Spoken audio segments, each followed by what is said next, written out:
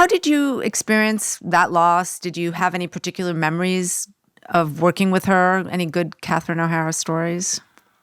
Oh, I mean, so many. Like when we first conceived of the show, like she was the one that we wanted on it more than anybody. Like, and to me and Evan, she was like a god to us, especially as Canadians.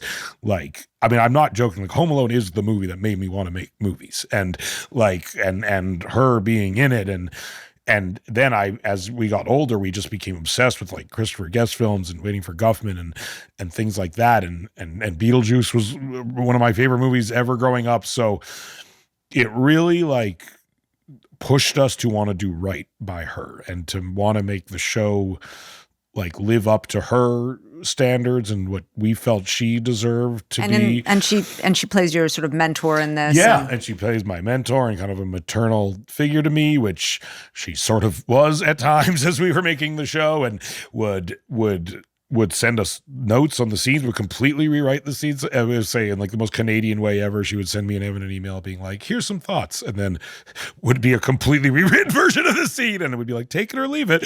And it was like such a funny Canadian way of being like, this is better. You should do this. But never said with those words, you know? And then it was just incredibly sad. We just started to hear she was sick and we'd see her and we heard she wasn't doing well. And as we were kind of nearing the second season, you know, we would just talk to her and she would clear her health was not great, but she really wanted to come back and intended to come back. And I think it was a real like goal for her to come back, and keep doing the show. And I think she was really looking forward to coming back and doing the show.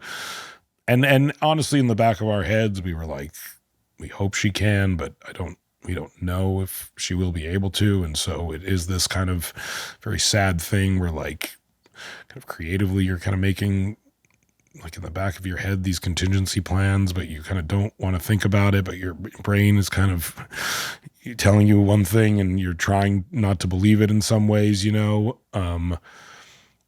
Yeah. And then we heard she passed away one morning, and it was the first week of shooting the show. And it was really, really sad. And we were all together, the whole crew, and everyone loved her very much, and the cast, and we kind of didn't know what to do. And we just kept shooting. And we were like, I think the idea of like making each other laugh and being together